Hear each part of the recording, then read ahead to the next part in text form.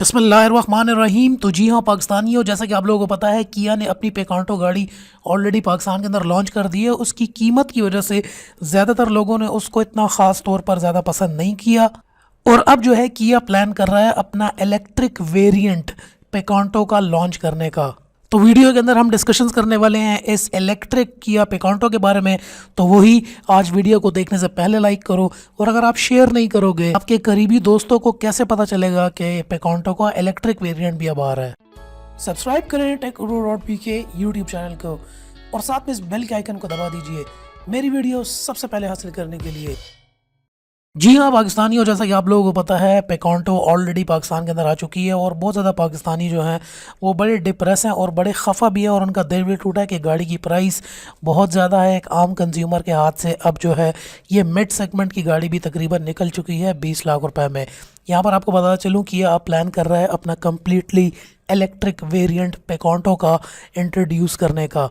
साथ में आपको ये बताता चलूँ कि जो सबसे बड़ी बात आ रही है कि जब इलेक्ट्रिक वेरिएंट आएगा, जो पूरी गाड़ी इलेक्ट्रिसिटी पर चल रही होगी, तो उसकी कॉस्ट जो है एक बहुत बड़ा चैलेंज होगा कि उसकी कॉस्ट नॉर्मल पिकांटो से कम होगी या ज़्यादा होगी। देखने के अंदर ये आता है कि जो इलेक्ट्रिक गाड़ियाँ होती हैं उनकी कॉस्ट कम होती है, तो उम्मीद है कि जो इलेक्ट्रिक वेरिएंट आएगा पिकांटो का सेम साइज़ के अंदर स्पेसिफिकेशंस के साथ वो कम प्राइस में होगा। यहाँ पे रिपोर्ट्स के मुताबिक किया वालों का ये भी साथ में कहना था कि ये एक बहुत बड़ा चैलेंज होगा इनके लिए कि सेम पेट्रोल पावर्ड इंजन गाड़ी को इलेक्ट्रिक बैटरीज के ऊपर लेकर आना।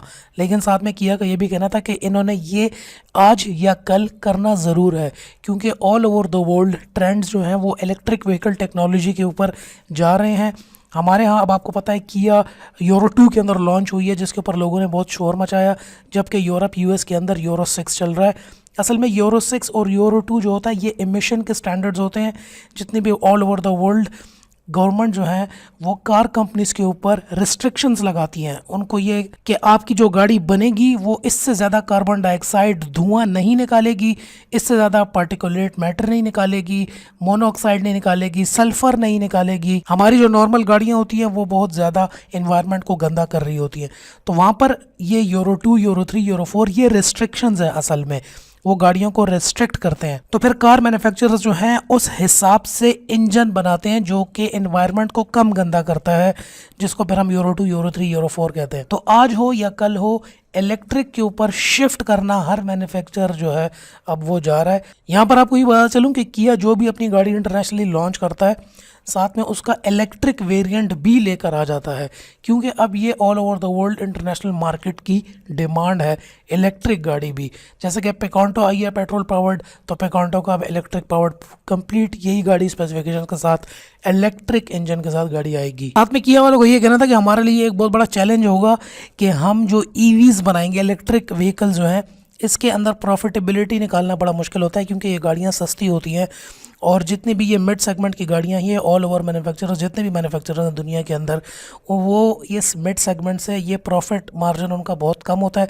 तो यहाँ पर उनके लिए अब ये एक और भी चैलेंज है कि ये गाड़ी बने तो सही, लेकिन कम कीमत में जब ईवी में कन्वर्ट होकर बनेगी तो इनके प्रॉफिट मार्जिन्स और भी कम होंगे। तो ये कंपनी के लिए एक बहुत बड़ा चैलेंज है कि कम रेट के ऊपर, कम प्राइस के ऊपर ईवी गाड़ी को बनाना और फिर मार्केट में लेकर आना। यहाँ पर अभी जो है फुल कंफर्मेशन नहीं है कि गाड़ी जो है कब वो लॉन्च करेंगे इस ईवी को, लेकिन यहाँ पर इनका कहना यह है कि बहुत जल्द ही इसका इलेक्ट्रिक वेरिएंट भी आने वाला है।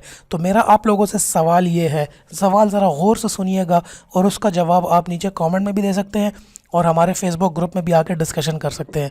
सवाल नंबर 1 ये है कि जब ये ईवी गाड़ी आएगी यानी इलेक्ट्रिक गाड़ी आएगी, जब लॉन्च होगी यहाँ पर, तो क्या आप ख़रीदेंगे या पाकिस्तानी ये इलेक्ट्रिक वेरिएंट पिकांटो का ख़रीदेंगे? दूसरा नंबर सवाल ये है कि जब ये 20 लाख की ये वाली गाड़ी है तो जो इलेक्ट्रिक वेरिएंट आएगा वो मिनिमम थोड़ा भी हो तो 17 से 16-17 लाख के आसपास होगा वो पिकांटो इलेक्ट्रिक जो है। तो क्या आप इस प्राइस रेंज के अंदर गाड़ी ख़रीदना चाहेंगे? हो सकता है अगर प्राइस ज़्यादा हो तो फिर तो ऑब्वियसली कंज्यूमर मार्केट से निकल जाएगा, लेकिन अगर प्राइस कम है, इस सेगमेंट 16 से 17 के सेगमेंट में गाड़ी आ रही है, तो दोबारा आपसे मेरा सवाल है कि क्या आप वो इलेक्ट्रिक व्हीकल ख़रीदोगे पिकांटो की? तीसरा सवाल मेरा आपसे ये है कि क्या आप ये अभी जो पेट्रोल वाली पिकांटो है क्या आप ये ख़रीदने वाले थे और आपने प्राइस की वजह से नहीं ख़रीदी, या अगर प्राइस ज़्यादा भी है तब भी आप ख़रीदेंगे ये वाली पेकांटो? ये 3 सवालात हैं। नीचे कमेंट में भी आप जवाब देख सकते हैं। इससे अच्छा ये है कि आप हमारे नीचे लिंक पे आएँ, डिस्क्रिप्शन में आपको फेसबुक कम्युनिटी ग्रुप का लिंक मिलेगा, हमारी इस कम्युनिटी को ज्वाइन करें। यहाँ पर हम लोग अपनी भड़ास निकालते हैं, शोगल लगाते हैं, गाड़ियों के बारे में सारी डिस्कशंस होती हैं, लोग अपनी गाड़ियों को पिक्चर्स भी भेज देते हैं, गाड़ी कोई सेल करनी हो वो भी सब कुछ इधर होता है।